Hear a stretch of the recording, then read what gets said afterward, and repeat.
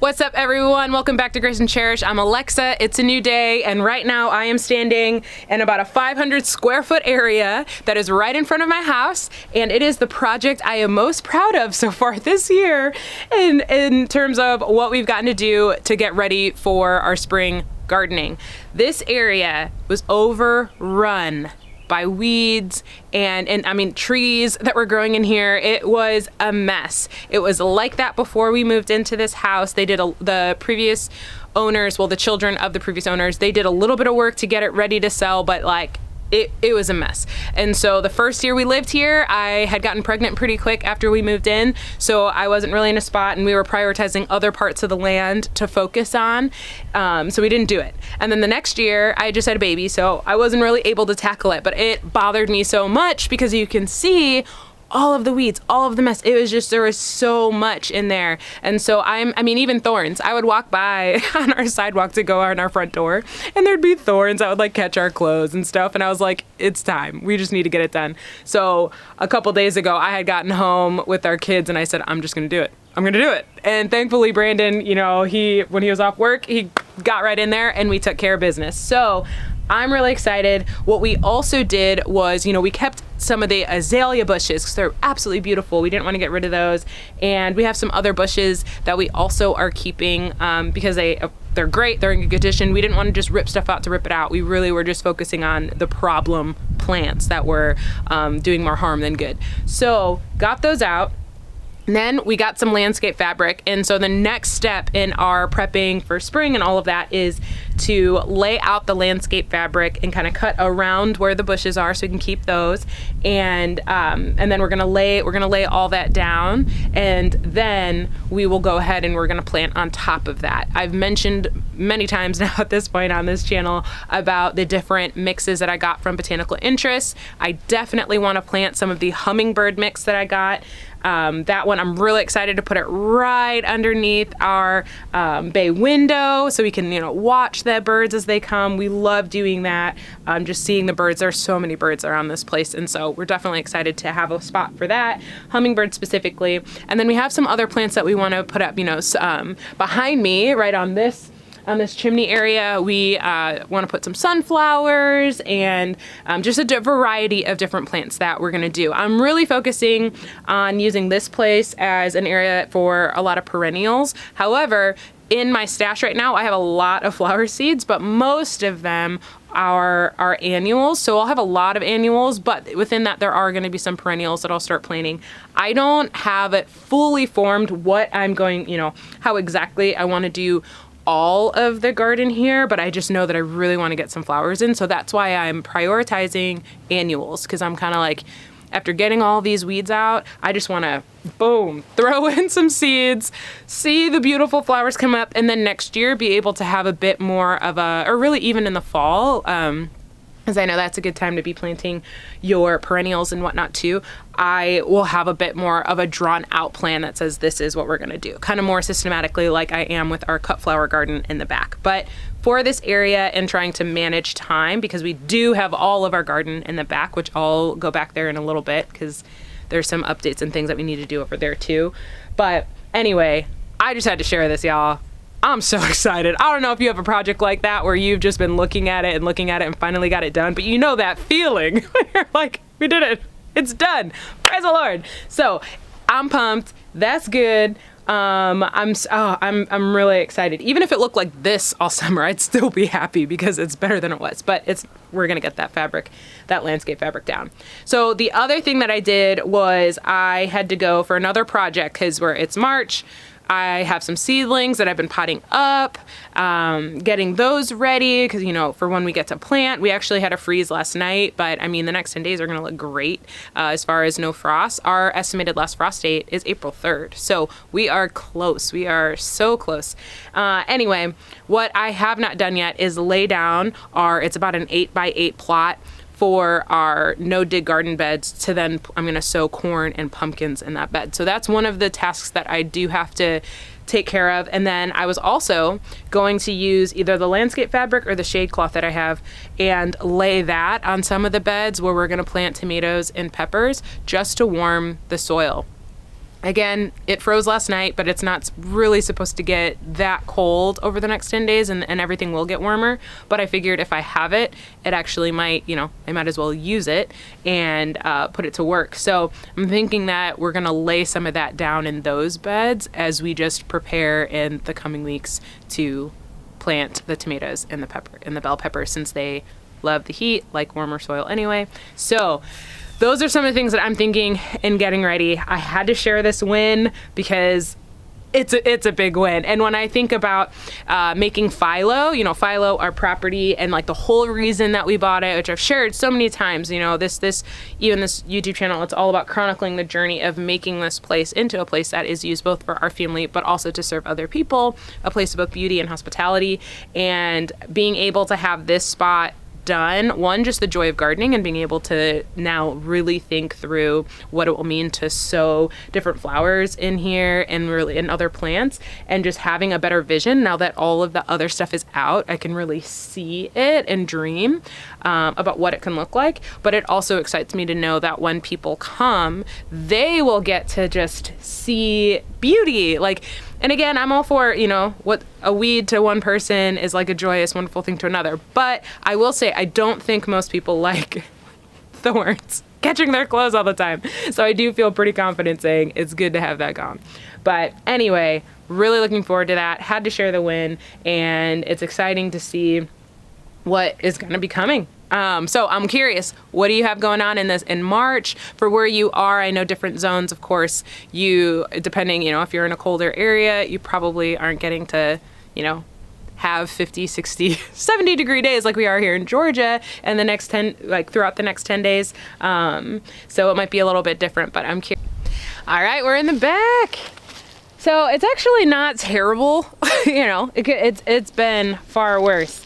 One of the reasons why, so with no-dig gardening, as I'm learning, and that's kind of the method that we chose as far as, obviously, for our gardening back here, is, you lay down the cardboard, and we chose to lay down leaves as well, and then we put compost on top. We are going to have to add more compost. So if you're looking at it and you're wondering, yes, we are actually going to put more compost on top of it. But then from there, you sow into it. And we have been very inspired. I've been very inspired by Charles Dowding. He's in the UK. He has he has books. He has his own YouTube channel. He has a wealth of knowledge. I've been very grateful to have him. I mean, there's several people I've kind of been really learning from, but he has been one that really helped me understand more about no-dig gardening. So that is what we're doing. And unfortunately, we made a chip drop order which that's not the unfortunate part. I'm thankful for chip drop, but we haven't received it. We made it 3 months ago, a little over 3 months ago now, and it hasn't come yet. And so I'm hopeful that it will sometime soon. The upside to chip drop is that you can get wood chips that don't have any pesticides or anything like that, but then they also are free. Now, I did pay, because they said if you donate, that might help arborists to want to incentivize them to come get you, because you can sign up, but there's no order. So I'm sharing this in case you ever want to do a chip drop, because I do believe it's national.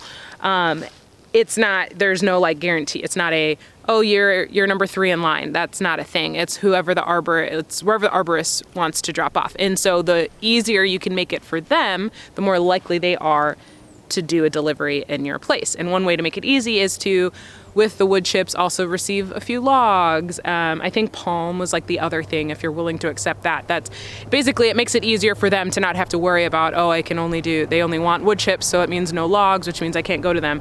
It makes it the easier you can make it for them to just drop it off, the more quickly you can get it.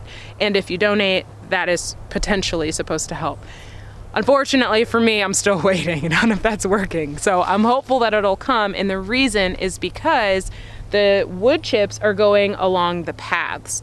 And so once those are down, then all of the cardboard that keeps flying everywhere will stop flying everywhere because it'll be weighted down. So we'll see. Say a prayer for your girl, because I'm not discouraged yet, but I will be soon, because I laid all of this down. This is about a 50 by 50 foot bed. I laid all the cardboard down 3 months ago. So it's been a long time. All right, so the other thing, if you do the no-dig gardening, one tip, I got all of this cardboard. This 50 by 50, I got all of it for free from a store that's like 20-25 minutes from me. It's called Bingcredible. So if you're local, it's in Marietta-ish. But what was awesome is it's just a store. I think they get like reject Amazon products or something, because they have all of these Amazon boxes, which Amazon boxes are great for this because most of the boxes from this store don't have labels. A few do if they've had like batteries and whatnot, because I have to for safety reasons. So I have to rip off those labels. But other than that, most of the boxes, I get them, can separate them, and then lay them down. And both the Amazon boxes and the tape will decompose. So it's excellent. So I've actually gotten all of these boxes for free. Now, I've also spent many hours driving back and forth because I went 4 times to go, and like every time I went, there were no boxes available. That was a bummer because that's 20 minutes there and 20 minutes back and all of that. But it's okay because it was worth it, because eventually when I did go, I got a load. Thankful. So trying to do this as cheaply as I can, but I mean, that's a lot of time. So anyway, what I still do need to do is finish laying out. I'm gonna have to rearrange these boxes back that flew away. And then I have over on this side, let me move the camera. You can see where I am gonna be doing some more raised garden beds. So there's an area in the corner over there that I am going to be putting some, not raised garden beds, what am I saying? Cut flower beds. So I'll have some cut flower beds that I'll put over there. So I need to lay that one out. So I'll have a total of 4 cut flower garden beds. And then on this other side, next to the raised garden beds, let me move the camera over. So over here, we actually see that tarp is where I'm going to be laying out about an 8 by 8 or a 10 by 10 foot bed that is going to have all of our corn and pumpkins. So it's going to be right in that corner. And the other spring garden prep thing that we're doing right now is getting the irrigation. So Brandon he's the one in charge of all of that. So when we actually have it, I'll show as we install and everything. It actually should be arriving any day now. But that was all him. He did all the research. I was like, I don't even know. You go ahead. So he did that. And then we'll be getting that stuff set up soon. Oh, look at the bird. That's awesome. Anyway, so we're excited. There's a lot going on. And March is, oh, there's a huge hawk. Sorry, I'm getting distracted. I want to show, it's behind the tree, so I can't show you. But that is one of the things I love about living here. There's so many birds and animals and things like that that randomly will come up. There was a fox over in our goat area. This is the area that when we get this done, turn this camera. When we get this area done, oh boy, am I going to be excited. Yeah. So the previous owners had 10 dog houses in this area. You can see all of that. 10 dog houses. It's like, whew, that's a lot of dogs. Oop, excuse my camera work. Being out here is getting me like incredibly energized. I don't know if you feel that way. Actually, I do know you feel like that way because so many people say that there's like that feeling, that joy, and like I am overwhelmed by that right now. Being outside in the garden, I cannot wait to actually get stuff in the ground.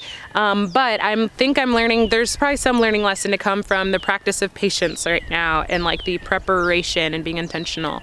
But man, being outside right now, listening to these birds and other things is excellent. I'm so thankful. So anyway, that is what we have going on. I'm really looking forward to starting this in our no-dig journey because we have not done that before.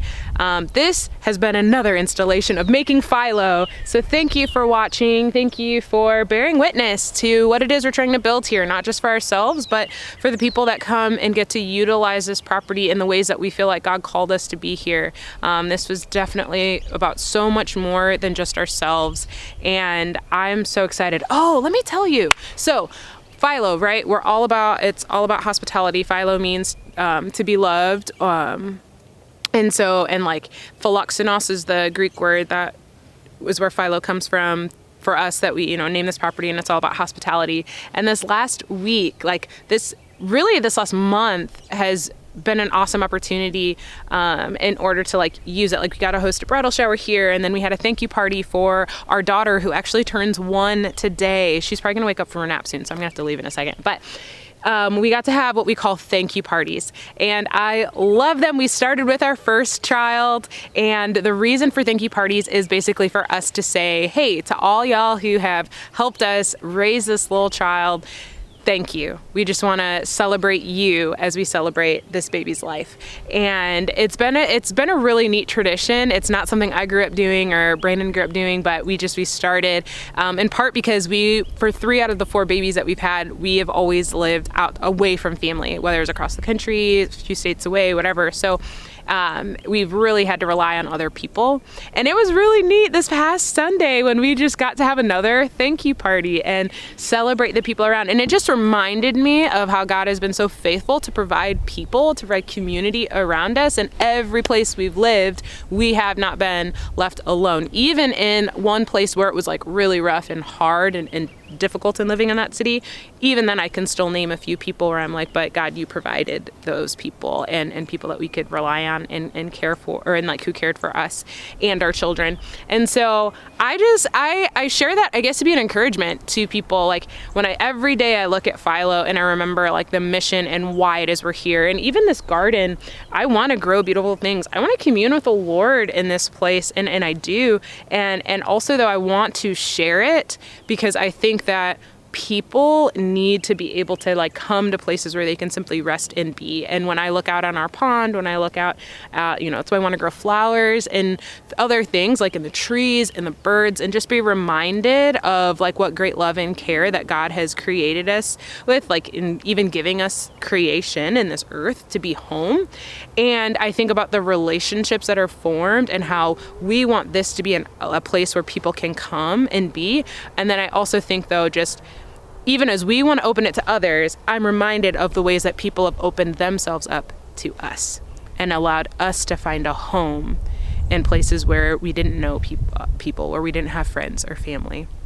And so I guess I share that to be an encouragement. It's all ultimately a reflection of God and his hospitality towards us. It's a reflection of the ultimate home we will have with God.